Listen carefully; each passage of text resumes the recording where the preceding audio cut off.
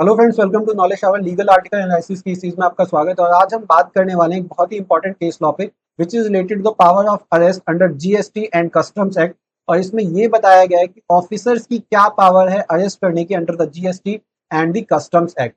This case is related to Radhika Agarwal versus union of India, जिसमें arrest power क्या है officers की under the GST and customs act ये बताया गया है, उसकी कॉन्स्टिट्यूशनल वैलिडिटी क्या है और काफी सारे इश्यूज है इसके बारे में डिस्कस किया गया है। हाय, आई एम शिवम पांडेन। जो ने अभी तक चैनल सब्सक्राइब नहीं किया है तो इनके सबसे पहले नॉलेज आवर को सब्सक्राइब कीजिए ताकि आपको रेगुलर अपडेट्स मिलती रहे। आप हमारे इंस्टाग्राम एंड टेलीग्राम चैनल से भी जरूर जुड़े, इस पे हम आपको रेगुलर लीगल अपडेट देते रहते हैं। चलिए अब बिना किसी डिले के वीडियो को स्टार्ट करते हैं। तो इस पर्टिकुलर केस में 279 petition custom act and GST act के पीनल प्रोविजन को चैलेंज करती है और ये कहती है कि जो पीनल प्रोविजन है it is non compatible with CrPC and the constitution of India. अब ये पूरी कंट्रोवर्सी शुरू होती है Om Prakash and another versus union of India से।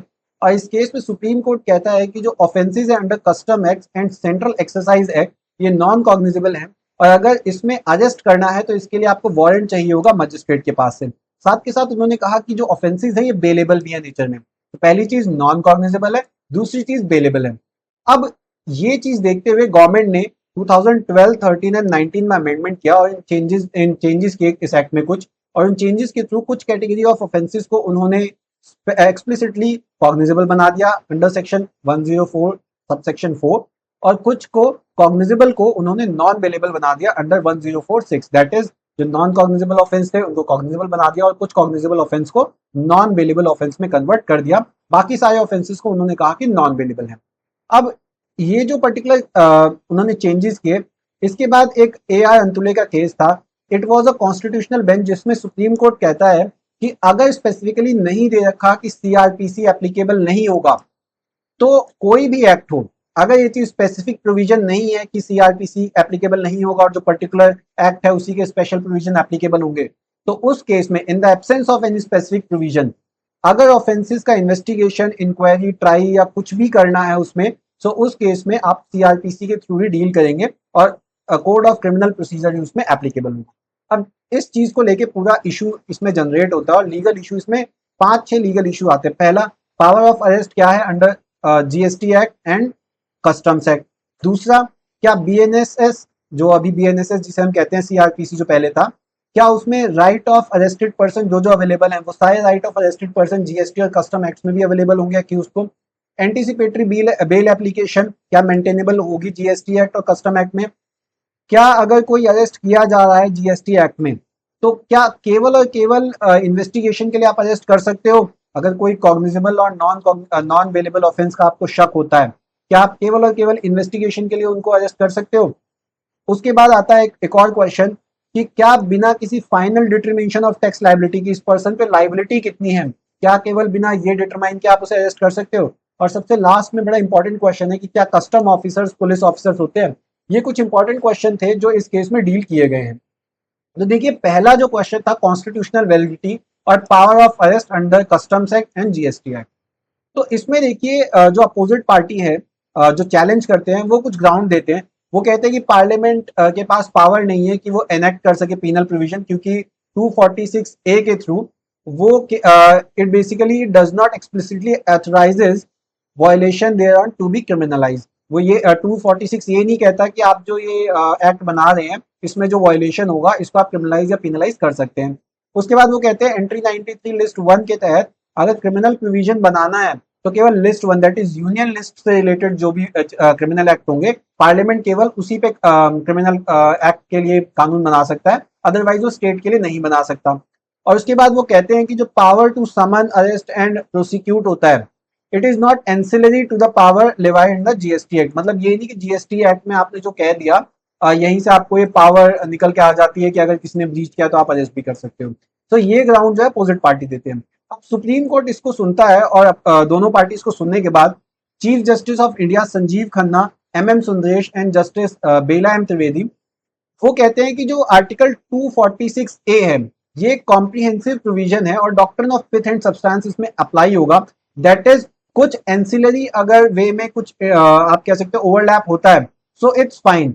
तो यहाँ पे इसको एंटायरिटी में आप पढ़ेंगे and entry should not be red in narrow और पेडेंटिक सेंस और इसको ब्रॉडर सेंस में और वाइडर एम्पलीट्यूड में हम पढ़ेंगे।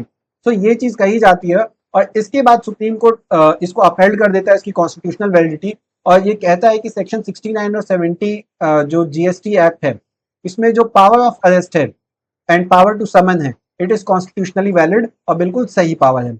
इसके साथ साथ कोर्ट जो है अरविंद केजरीवाल का जो केस था, prevention of money laundering act, इसमें जो रीजन टू बिलीव का जो कॉन्सेप्ट उन्होंने इंट्रोड्यूस किया था, उन्होंने कहा कि ये पर्टिकुलर जो ऑफेंस है जो जीएसटी या कस्टम एक्ट में, इसमें भी ये जो रीजन टू बिलीव वाला कॉन्सेप्ट है ये अप्लाई होगा, जैसे कि हमने पीएमएलए में अप्लाई किया था। Now the second legal issue before the supreme court वो ये होता है कि क्या हम किसी भी व्यक्ति को केवल इस सस्पिशन पे कि उसने कॉग्निजेबल या नॉन बेलेबल ऑफेंस किया होगा, केवल इस सस्पिशन पे और केवल ये इन्वेस्टिगेट करने के लिए कि क्या उसने ये किया है या नहीं किया, क्या हम अरेस्ट कर सकते हैं? तो देखिए, सुप्रीम कोर्ट कहता है कि आप केवल इस सस्पिशन पे अरेस्ट नहीं कर सकते हैं। अगर आपको अरेस्ट करना है तो रीजन टू बिलीव, आपके पास कोई रीजन होना चाहिए, और ये रीजन बेस होना चाहिए मटेरियल पे before you, and that material before you it must satisfy section 132 subsection 5 की जो कंडीशंस हैं उनको सेटिस्फाई करना चाहिए, और तभी आप अरेस्ट कर सकते हैं, अदरवाइज आप नहीं कर सकते हैं। अब इसमें अरेस्ट ऑन सस्पिशन पे सुप्रीम कोर्ट ने कहा है कि केवल सस्पिशन के बेस पे आप अरेस्ट नहीं कर सकते हैं, आपको एक ओपिनियन फॉर्मुलेट करना पड़ेगा, वो जो ओपिनियन है उसको रिकॉर्ड करना पड़ेगा, जिसमें रीजन टू बिलीव होना चाहिए कि आप अरेस्ट क्यों कर रहे हैं, और वो जो रीजन टू बिलीव है ये एविडेंसेस पे बेस होना चाहिए, और वो जो एविडेंसेस है वो सेटिस्फाई करें कमिश्नर को कि हाँ ये जो रीजन है ये सही है, और ये सेक्शन 132 सब सेक्शन 5 के जितने भी प्री कंडीशन है उसको सेटिस्फाई कर रही हैं। अब कंडीशन ऑफ अरेस्ट की जब हम बात करते हैं या प्रोसीजर की, तो देखिए अरेस्ट मेमो होना चाहिए जिसमें सारी चीजें आपने लिखी हो। उसके बाद ग्राउंड ऑफ अरेस्ट आपको बताना है अरेस्टेड पर्सन को, एक्नॉलेजमेंट आप देंगे टू द अरेस्टेड पर्सन कि हाँ भाई आपने ग्राउंड ऑफ अरेस्ट उनको दिया है, और साथ के साथ उन्होंने उसको पढ़ लिया है, सारी चीजें जो है सर्विस ऑफ मेमो, इसका एक्नॉलेजमेंट आप लेंगे। उसके बाद पर्सन नॉमिनेटेड और ऑथराइज्ड उसको आप इन्फॉर्म करेंगे इमीडिएटली कि हमने अरेस्ट कर लिया, डेट एंड टाइम जो है मेमो में डालेंगे, कॉपी ऑफ मेमो में बता ही चुका हूँ आप देंगे, और मेडिकल एग्जामिनेशन भी आप कराएंगे। ये आपकी कंडीशंस हैं।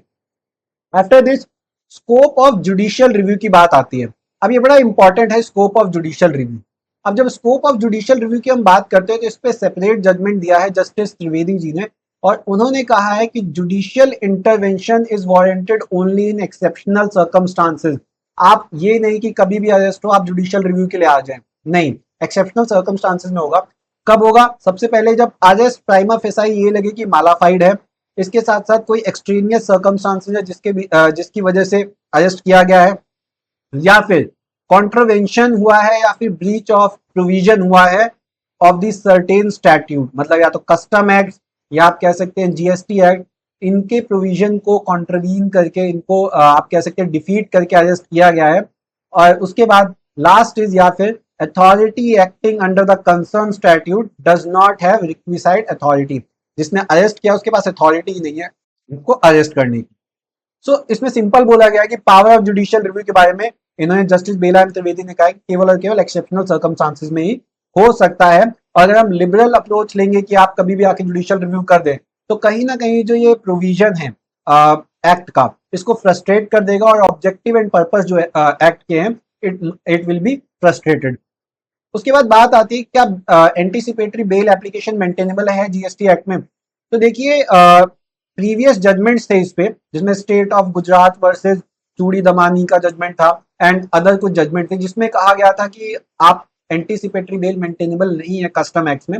सो इस पर्टिकुलर चीज को ओवर रूल कर दिया गया है, और इस पर्टिकुलर चीज को ओवर रूल करके Radhika Agarwal versus union of India जो प्रेजेंट केस है उसमें कहा था कि power to grant anticipatory bail arises when there is apprehension of arrest, कि कभी भी एप्रीहेंशन ऑफ अरेस्ट हो तो ऑब्वियसली सीआरपीसी के थ्रू आप एंटीसिपेटरी बेल के लिए अप्लाई कर सकते हैं, और ये राइट होता है पर्सन का, right to life and liberty के अंदर आता है आर्टिकल 21 में, कि वो उसके लिए अप्लाई कर सके, इसलिए बिल्कुल ये मेंटेनेबल है। तो सुप्रीम कोर्ट ने इस चीज को, जो प्रीवियस उसकी जजमेंट थी जिसमें उसने मना किया था एंटीसिपेटरी बेल के लिए, उसको ओवर रूल कर दिया जाता है। नेक्स्ट क्वेश्चन आता है कि क्या जीएसटी एक्ट के अंदर, whether GST act arrest can be made without final determination of the tax liability, कि मान लीजिए पर्सन ए है, इसकी लायबिलिटी क्या है, क्या ये डिटरमाइन किए बिना अरेस्ट किया जा सकता है? तो देखिए, सुप्रीम कोर्ट ने इसमें सिंपली कहा है कि जरूरी नहीं कि आप क्रिस्टलाइज करें कि उस पर्सन की टैक्स लायबिलिटी कितनी है उसके बाद ही उसको अरेस्ट करें। बिल्कुल नहीं, अगर आपके पास सफिशिएंट रीजन टू बिलीव है और आप ये स्टैब्लिश कर सकते हैं कि हाँ ऑफेंस हुआ है, तो on the basis of material and evidences आप उसको अरेस्ट कर सकते हैं रिकॉर्ड करने के बाद, कोई भी अगर नॉन बिलेबल ऑफेंस हुआ है और आपके पास रीजन टू बिलीव है उस चीज के लिए। नेक्स्ट क्वेश्चन आता है कि क्या कस्टम ऑफिसर्स पुलिस ऑफिसर होते हैं?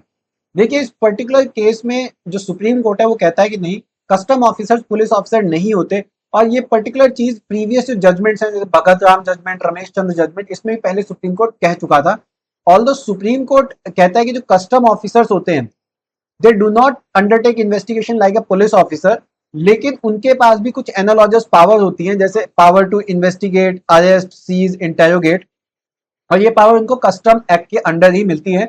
इसलिए कस्टम ऑफिसर जो है must provide ground of arrest and maintain record of their statutory function. उनको ग्राउंड ऑफ अरेस्ट देना होता है कि उसको, और उनका जो स्टेटरी फंक्शन होता है उसका प्रॉपर वो रिकॉर्ड उनको मेंटेन करना होता है। अब जब हम पावर्स की बात करते हैं एप्लीकेबिलिटी ऑफ सीआरपीसी की, तो कोर्ट ने कहा कि सेक्शन 41 बी, D, 58, 2 and 3 of CrPC it also applies to custom officers in terms of कि ऑफिसर्स अरेस्ट कर सकते हैं, लेकिन अरेस्ट करने के लिए उनके पास they must bear an accurate, legible and clear indication of their name, और सारी चीजें आइडेंटिफिकेशन होना चाहिए। उसके बाद a person arrested by custom officer shall be given the right to meet there advocate of their choice. उसके बाद उसका जो रिलेटिव होगा, फैमिली होगा, उसको वो इन्फॉर्म करेंगे। साथ के साथ अगर आपको सस्पिशन पे करना भी है तो आपके पास रीजन टू बिलीव होना चाहिए, जो हम पहले बात कर चुके हैं। तो ये सारी चीजें होनी चाहिए आपके कस्टम एक्ट के अंदर। तो बात आती है कि सीआरपीसी और कस्टम एक्ट में अरेस्ट को लेके थ्रेशोल्ड में क्या डिफरेंस है। सो सुप्रीम कोर्ट इस पे भी आंसर देता है और वो कहता है कि जो कस्टम एक्ट है उसमें कस्टम ऑफिसर्स के पास हायर थ्रेशोल्ड होता है, उनको हायर थ्रेशोल्ड रखना पड़ता है, ज्यादा ध्यान देना पड़ता है अरेस्ट करने के टाइम। वेयर जो आईपीसी या सीआरपीसी में जो अरेस्ट होते हैं उसमें पुलिस ऑफिसर्स डायरेक्ट अरेस्ट कर सकते हैं ऑन रीजनेबल कंप्लेन, और उनको लगता है कि हाँ भाई ऑफेंस हो सकता है, इन्वेस्टिगेट करने के लिए जरूरी है, वो अरेस्ट कर सकते हैं। लेकिन कस्टम एक्ट की अगर मैं बात करता हूँ तो उनके पास रीजन टू बिलीव होना चाहिए और ये पर्टिकुलर मटेरियल या एविडेंस पे बेस होना चाहिए और उसी के बेसिस पे अरेस्ट किया जा सकता है, अदरवाइज नहीं किया जा सकता। सो अगर मैं इसमें कुछ क्वेश्चन की मोटी मोटी बात करूं, सबसे पहले पावर ऑफ अरेस्ट की बात होती है। क्या अरेस्ट किया जा सकता है? बिल्कुल किया जा सकता है, लेकिन जब आप नॉन बेलेबल ऑफेंस में और किसी कॉग्निजेबल ऑफेंस में अरेस्ट कर रहे हैं, आपके पास रीजन टू बिलीव होना चाहिए कि उसने ये क्राइम किया है। दूसरी चीज, एंटीसिपेटरी बेल अप्लाई कर सकते हैं, बिल्कुल कर सकते हैं। तीसरी चीज, कॉन्स्टिट्यूशनल वैलिडिटी है, बिल्कुल कॉन्स्टिट्यूशनल वैलिडिटी है। So that's all for today, thank you so much for watching.